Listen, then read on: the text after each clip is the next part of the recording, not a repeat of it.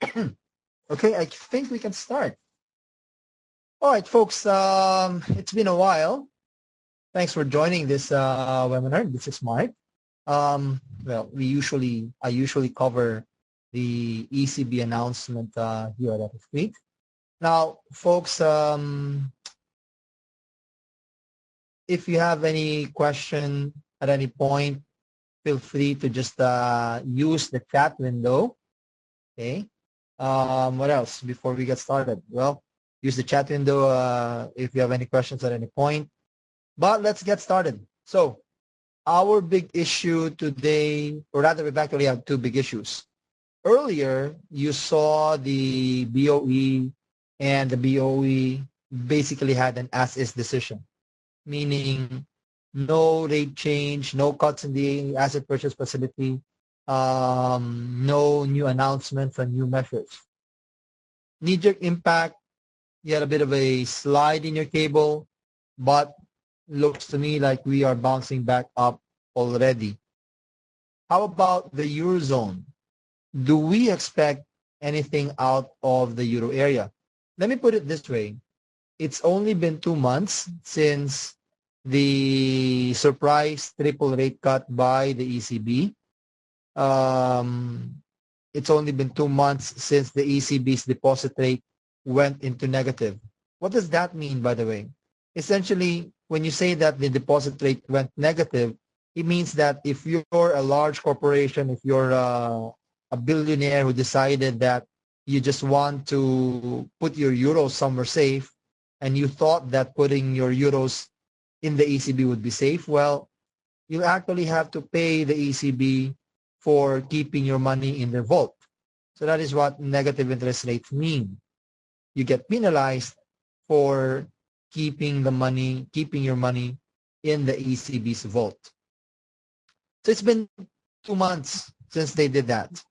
Normally, central banks would wait for at least 3 to 3 months before they decide to do anything following a change in policy. So that triple rate cut that we had is I won't say a big change, but is a big step as far as the ECB's policy is concerned. It's a big step to the ECB going into aggressive quantitative easing. And this is happening at a time when people keep on talking about how the other central banks, how the RBNZ, how the BOE maybe, or the RBA maybe, or the FOMC maybe at the brink of actually going the opposite way. So this is something that we actually like for the currency markets.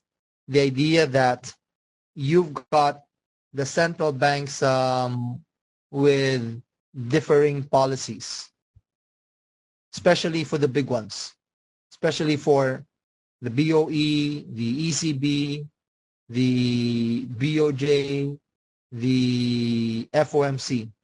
We want these guys to have divergent policies, because once they do that, if some of them are raising rates and some of them are cutting rates, that widens your interest rate gap between the central banks. And why is this important for the currency market? If you've been observing the market for the last 2-3 months, you will note how boringly thin the daily range for the currencies have been over that period. And one reason why the ranges for the currencies have been boringly thin is that everybody had the same policy. Everybody was printing money. So now that this divergence in policy is happening, you could expect carry traders to be back. The carry traders, okay, they never really left. The carry traders moved their operation from EUR USD plays or GBP USD plays. They went to something more exotic. They went for EUR NZD plays. EUR AUD trades. So as the major central banks begin to diverge in policy, we would expect some of those carry traders to come back, take advantage of the potential increase in interest rates in the UK, in the Eurozone, in the UK, in the US, in Australia, and of course, New Zealand's already doing it. So that is something that we want to see. But this is about the ECB. So what are we supposed to watch out for? Well, like we said, it's only been 2 months, so we don't expect the ECB to announce more negative rates. We don't expect the ECB to announce new measures, new programs that could alter the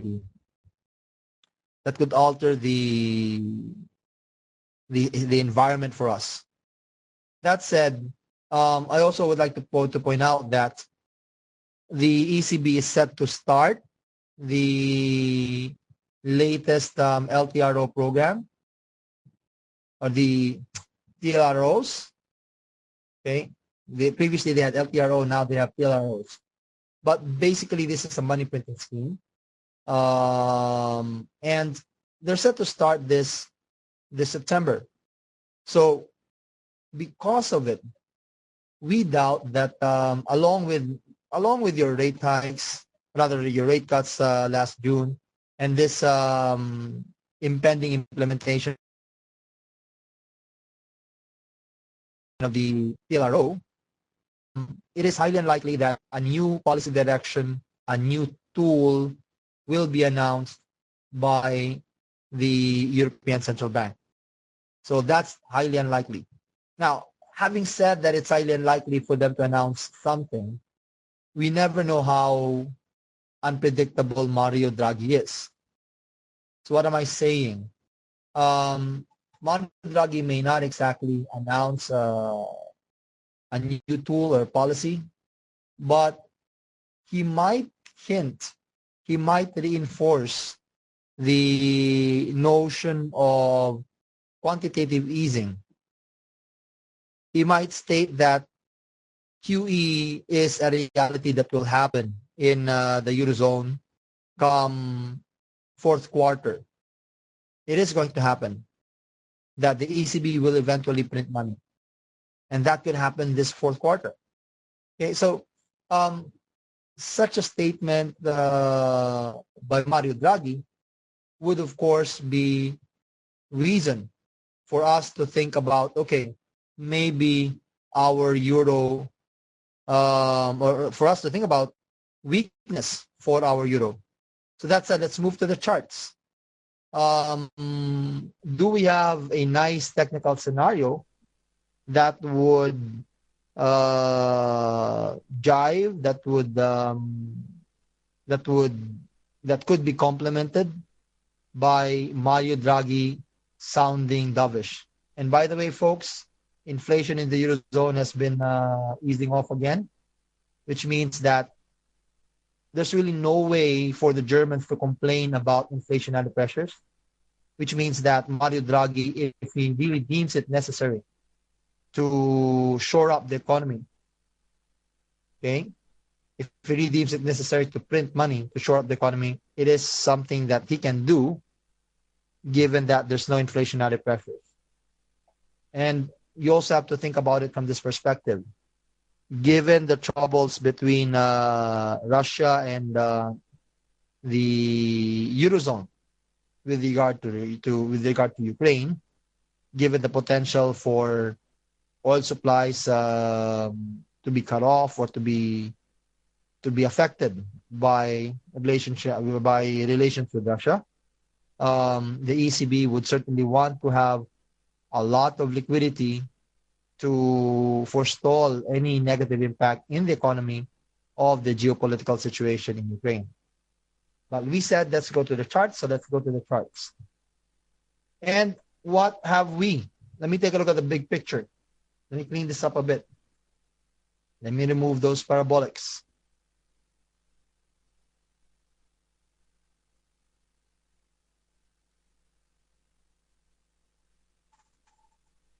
So what do I have when I look at our euro? You know, your ranges have begun to widen. For a while there, we were seeing daily ranges of 30 pips. But that's not what we're here for. We're here to look at your fibs in the weeklies. So we have a break of 23.6 fib retracement. We have a break of I would have considered a significant support, your 34.77 area. Our next key support as far as the charts go is 61.8 fib retracement right around here. That's about 27.88. You're at 33.79. So there's plenty of room. Not that we expect markets to get there immediately. My point is, you have a big picture bearish breakout that is ongoing. Sure, you had a dragonfly doji from the previous week. We already have a new low, so that tends to invalidate your dragonfly doji.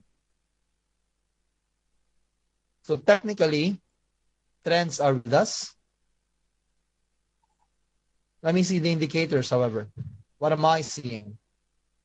Dailies, a mixed view. Bullish cross in my MACD and a bearish stochastic. We've been playing above your pivot. We've tested the pivot earlier. Well, there's nothing more or there's nothing better that could take out your pivot than a surprise statement by Mario Draghi. Of course, Mario Draghi, if he does say anything new, will actually say it in the press conference which follows this release and not during the actual release of the data itself.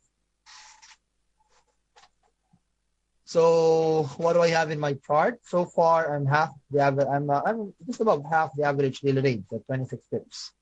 Signal-wise, I'm mixed in the dailies. For our picture, we are coming off overbought territory in stochastic. We have a bullish cross in MACD. Hourlies, I've got a mixed view. So basically, intraday technicals are very indecisive. They're waiting for something to happen. You know what, folks?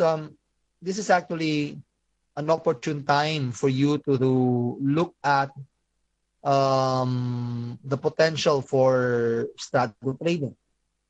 Okay, what is that? What's straddle trading? Basically, this is an opportune time for you to think about putting some buy stops, putting some sell stops just around your highs and lows of the day, or maybe even using your daily pivot at 33.66 as a sell point and using your R1 at 3400 as a buy area. So the idea is you wait for this news. And once you have that trade decision, or actually for me, it's really more of the press conference, which is very important. Once you have the press conference ongoing, you listen and listen and listen. Because you're going to straddle, you have some sell stops. If you listened and heard the right words, heard that the ECB is on track to starting its TLTRO program. If you get any hints about money printing, then you can just use that as an excuse to say, hey, can I push through the day's lows? Can I take out my pivot at 3366? Can I look for a sell-off? Now, projected low is merely 3346. But if indeed we get a surprise, Mario Draghi sounds dovish. I think we ought to consider the potential of us making a quick run to your 3248 region, your 38.2 fib retracement level. So guys, there's nothing exciting as far as your intraday chart for Euro is concerned. big picture, we have an ongoing bearish breakout. We will use your ECB press conference to come up with a notion on just how low our euro ought to go.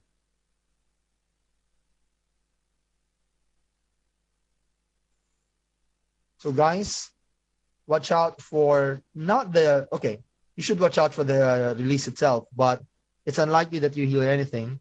You're probably better off focusing on the press conference where you may actually end up with Mario Draghi talking about something substantial. Mario Draghi commenting about the broader economy, commenting about geopolitics.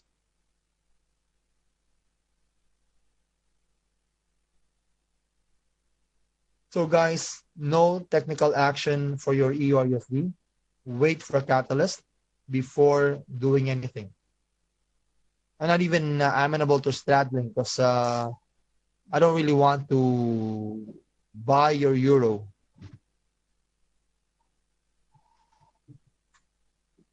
All right, let me move on to our overview chart. Any comments, any questions on anything? So as far as the ECB is concerned, guys, it is likely to be a non-issue.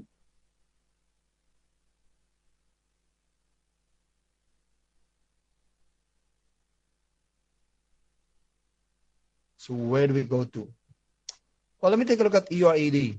I mean, you've had a big spike in EURAD already. Of course, that spike in EURAD was courtesy of a weaker set of jobs numbers from Australia earlier.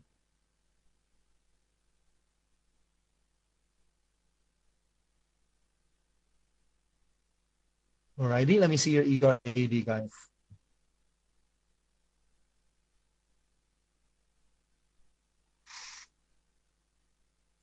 What have we? A double bottom. We are around R2. We've almost doubled. In fact, no, sorry. We've actually already doubled our average daily range.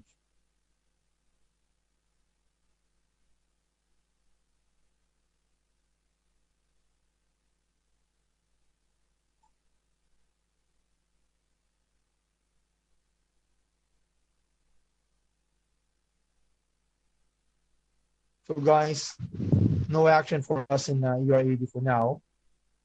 But if we do sound dovish, if Mario Draghi does talk about the possibility of QE, a faster pace of doing so, if he talks about how inflation in the Eurozone has been dropping, then that can only mean one thing, that you have license to reverse the rally that you had earlier in Aussie.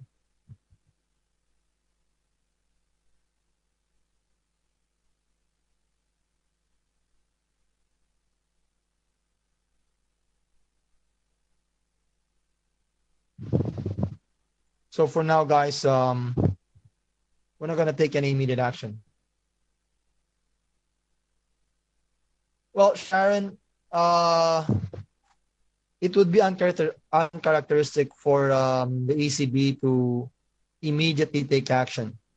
Like I said earlier, normally, if there's a big policy change, they allow that policy change to last a bit. Get people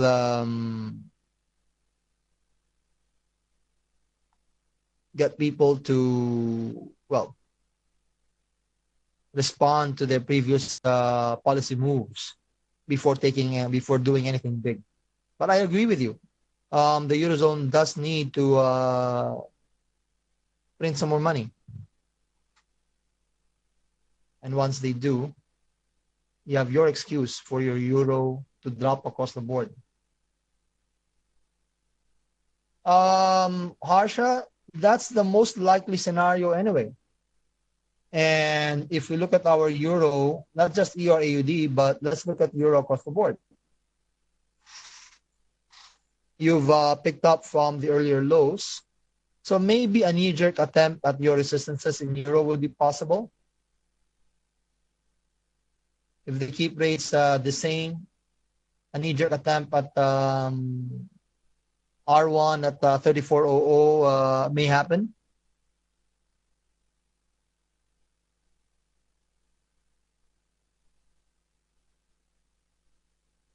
So there's a chance that you could have a bit of a bounce if they keep rates steady, simply because market's been pricing in, or at least trying to, the notion that a surprise could happen.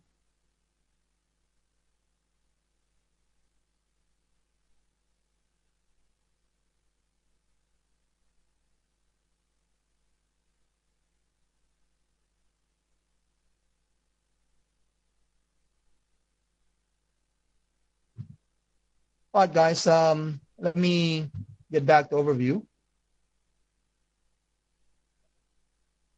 Sharon, I would say that you have a good resistance at 34.77 in your euro in the big picture.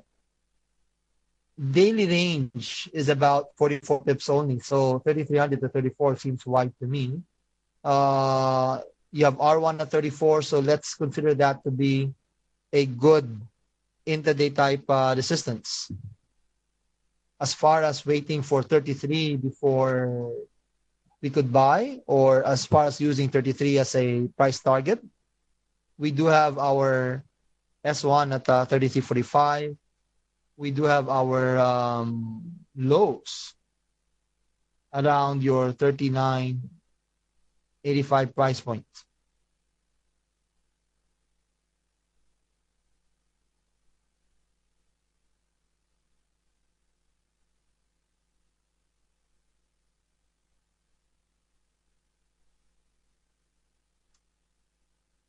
All right, let me get back to overview and let's take a peek at some of our other euro crosses.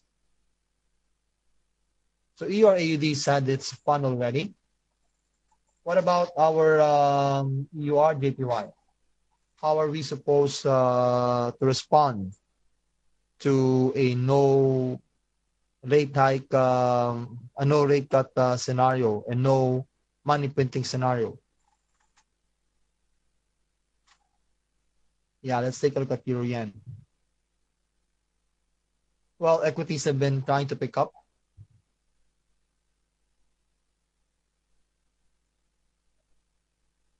You see something?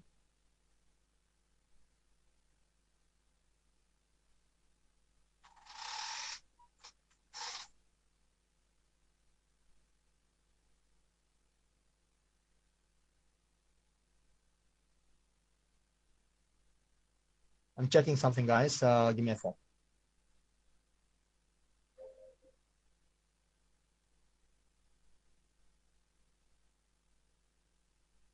Okay, so it's not as if we have a nice rally in the equity markets, but we're trying to stabilize, trying to reverse the sell-off that we had yesterday. So how does that impact your Euro Yen?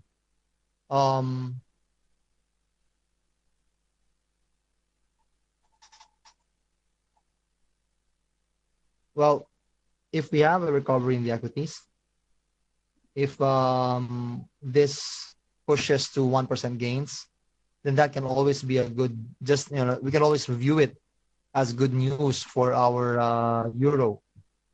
For now, though, what are we looking at? We are stuck between pivot and your R1. I look at my chart and the only thing that it tells me is I'm likely to consolidate some more. From indicators, I have a confluence of buys in the hourly picture. for our scale, I'm bottoming out now in MACD and I have a bullish stochastic. Dailies, I've got sell signals. So what do I do? For now, folks, nothing. But if there's no suggestion of a rate cut, if there's no suggestion of money printing, then people might look at it as a source of relief. And you can look for a bounce in your euro yen then. You can use your daily pivot at 36.67 as a possible entry. Okay, there's so geopolitical chaos going on. Why does gold and oil falling? Usually market tend to buy these. Harsha, that's exactly what the textbook says. And that's also the reason why if you go to your, let me go to our gold chart.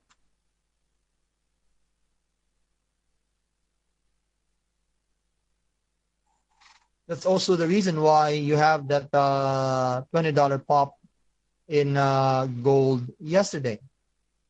However, market is a bit used to the violence, the geopolitical tensions that's coming out of Russia. Now, unless there's actually a shooting war, I wouldn't expect that it would be easy for your gold to try to rally up.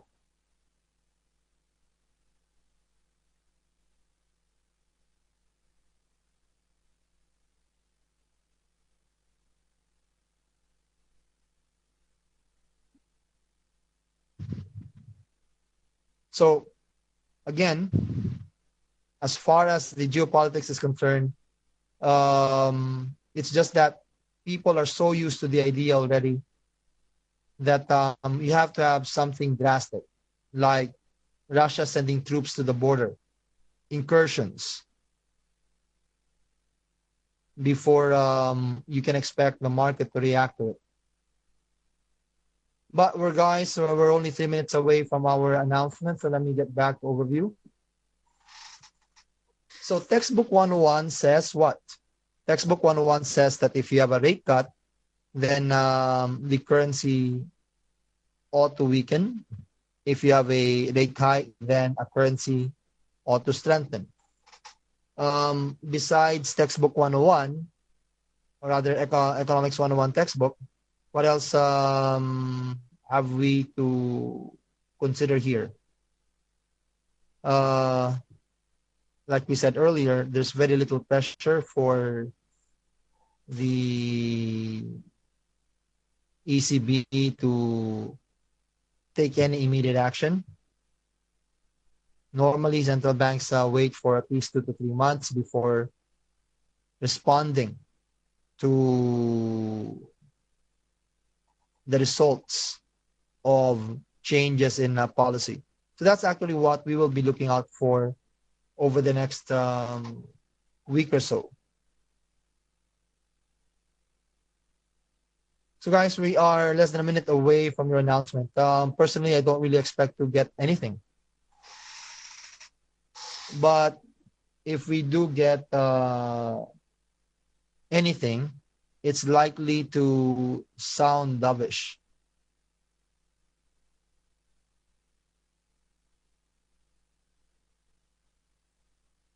And, well, guys, we're only seconds away here. 15 seconds. Not that we expect anything new out of this.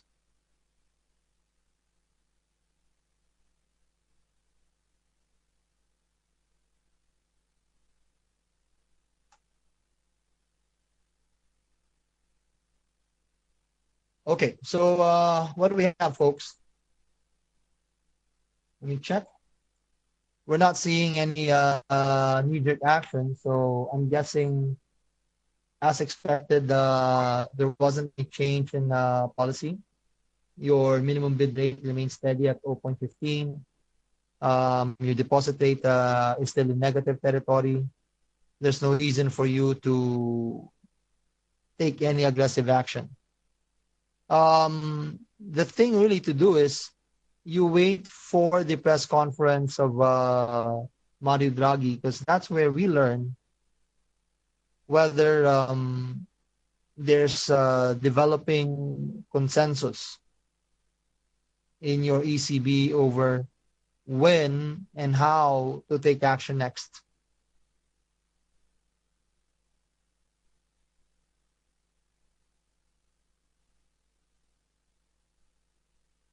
All right, guys, comments, anything that you'd like us to look into?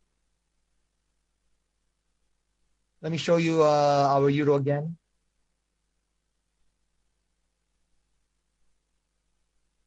You know, a lot of people have been surprised about how your euros managed to hold its own over the last few months.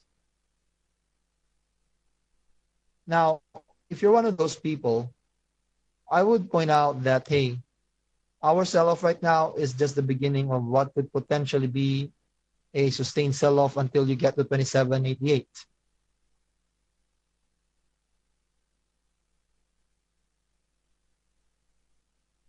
And we are at 33.76. We've got plenty of room to ease off.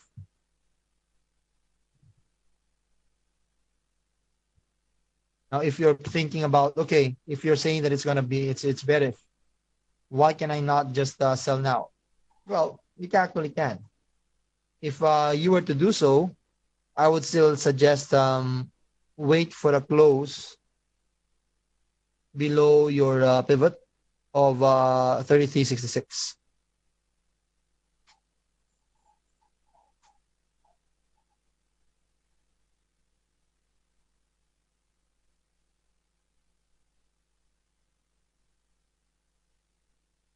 Well, nothing's happening, guys. So let me just say that better watch out for a break of 3366 later from the press conference. If Mario Draghi sounds dovish, that would be a good excuse for a bear market, and that would open the way for even larger declines in your higher time frames.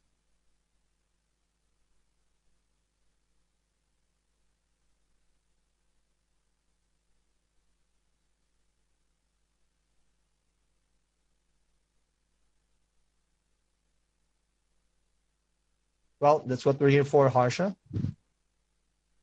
So nothing's happening. Let me see your other euro charts. How about euro pound? Is there anything we can do with it? Your ERA is rallied already for the day, so I'm not going to bother with it. Let me see your EUR GBP.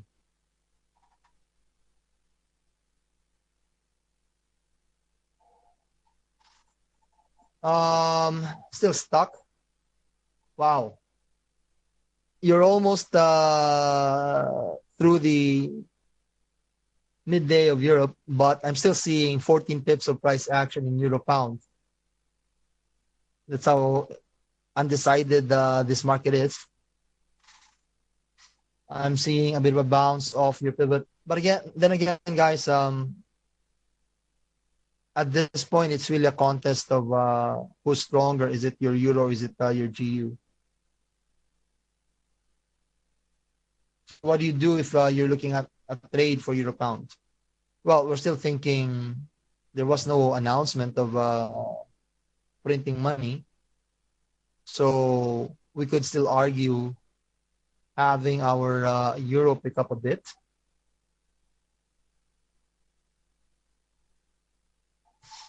So we'll see. The euro pound, folks, technically, you're trying to bottom out. You can only be convinced about the potential for sustained gains here if you have a push above 79.80. But your average change is merely 32. Arsha, I would think so. There's just nothing in the calendar this week that could lead to a dumping of the greenback. We don't have any major economic release to watch out for. And we did get some poor numbers from Europe lately as well.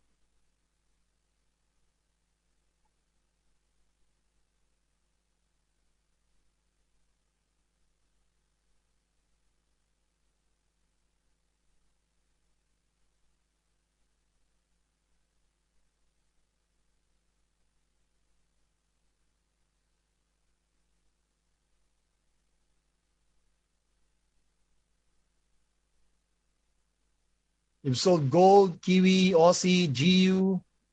Wow, you must be making a ton of money then. Oh, you're just selling it now.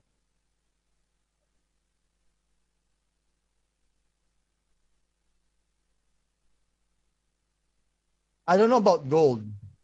Oh, you already sold. So I'm guessing you're feeling the pain a bit in gold then. I don't know about selling gold. Oh, decent profits. Well, good for you then.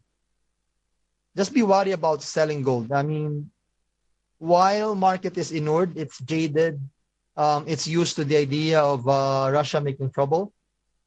You never know if there's an escalation. And if there is, you suddenly get a $20 pop in an hour or two.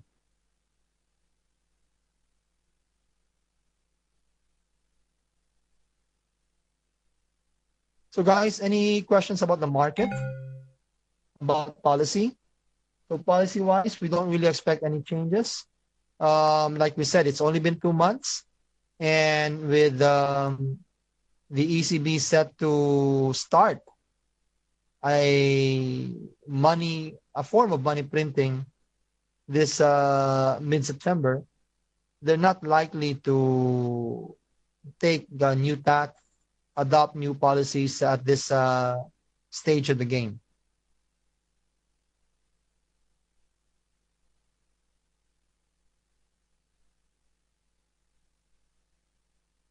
Risk on, risk off.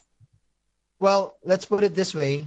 I would be watching out for the potential for a sudden risk on, which means that you get a stronger yen, a stronger gold, a stronger dollar. But basically yen. Why? This is not ECB issue, folks. Hope you don't mind. This is the scary thing for me, guys.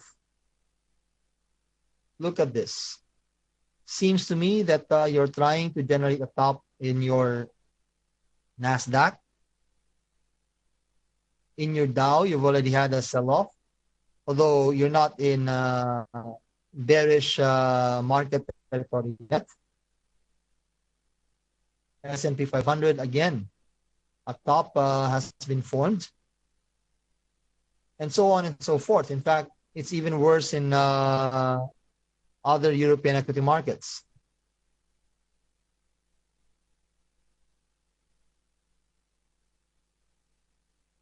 So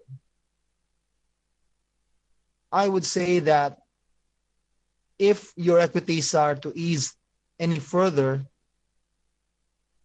we might be staring at a risk-off currency play. All of a sudden, your dollar yen will be heading back down again.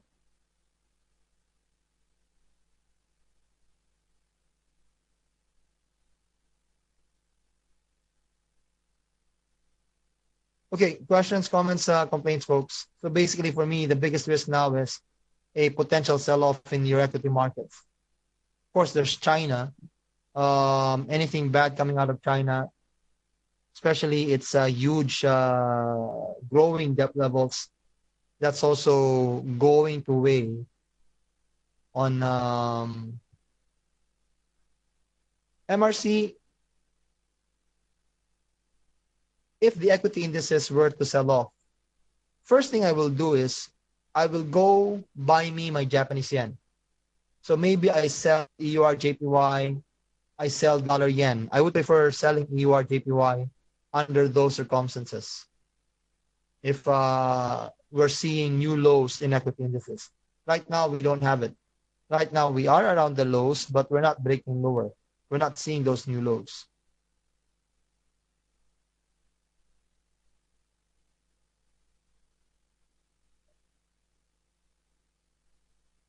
Honestly, I haven't been keeping an eye on it. It's highly unlikely that it will push through anyway. I mean, it's highly unlikely that the independence guys would win. But if it were to happen, that can only be seen as potentially bad for the UK if they secede from the UK.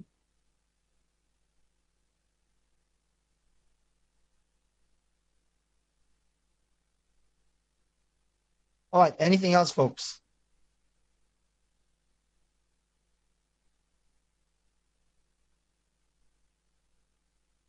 Okay. If there are no questions, I don't know about them going into the Eurozone. They might just stay neutral. Well, Marian, okay, let me take a look at the GU, guys. I actually tend to think that it might be a little too late to sell your GU. If you're talking big picture swings, I would require a push below your 6809 first before I would start selling it. But if you were to do that, I'd go look for the possibility of easing down to your 6688 area. For now, though, you ought to expect a good support around that 6800, 6809 level.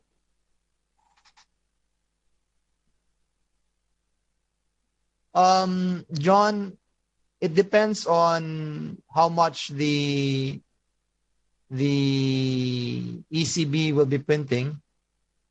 Textbook theory says it's going to be good for the equity markets. But they're so high already. You know, that's a problem when you have the markets elevated. It takes you more money to push the market 1% higher than if you're trying to establish a bottom for a stock or for anything. If you're trying to establish a bottom, you just start buying.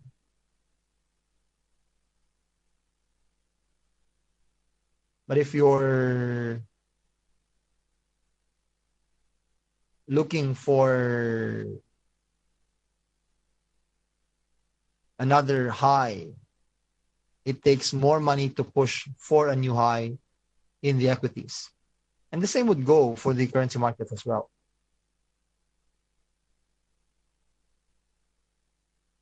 So printing money is good for equity indices, but in the end, it would depend on just how big are we talking about.